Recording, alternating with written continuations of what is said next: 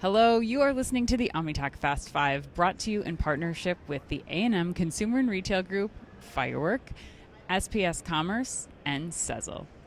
All right, headline number 4. Overstock wants Bed Bath & Beyond's IP. According to Retail Dive, Overstock.com has offered $21.5 million for the intellectual property via what is known as a stalking horse bid. Did you know about that before? I'd never heard a stalking horse bid. Yeah, I'd heard of it. But I mean, probably, that's probably like a business school term that you hear, but what's really? A stalking horse?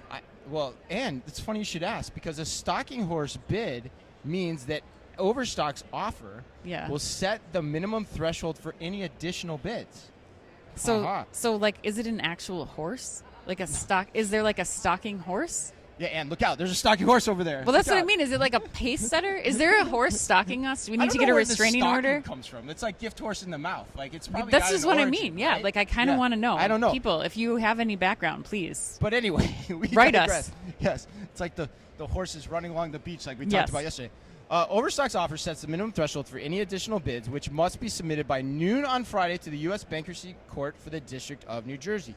An auction, if needed, will then occur at 10 a.m. Eastern on June 21st. According to court documents, Overstock only wants Bed Bath & Beyond's internet properties, mobile platforms, business data, and its trademarks and intellectual property. The offer does not include any of Bed Bath & Beyond stores. No surprise there. Yeah. Is there a there with Overstock and Bed Bath? What do you think? I do. I think if there's a player to come in and get the scraps, the table scraps from Bed Bath & Beyond, I think Overstock makes a ton of sense. I wonder how much how much product they're already buying from Overstock, Bed Bath & Beyond already anyway.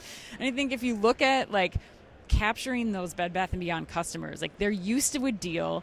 Overstock does memberships and other kinds of things. You can do away with the 20% off mailers that Bed Bath & Beyond did and still get that customer who's oh yeah, this is great. I can still get, this bed sheet set for 20% off of what I would have paid at retail. Yep. And so I think that they are uniquely positioned to really capture the customers, to provide them a higher quality level of service. And I think that, when you also look at who's doing e-commerce well in this space, Overstock's been doing this for a long time. So it just makes sense to kind of further extend their product catalog and just see how they can continue to build the business. But what do you think? This is your territory. Yeah, this is I agree. Homeland. I agree.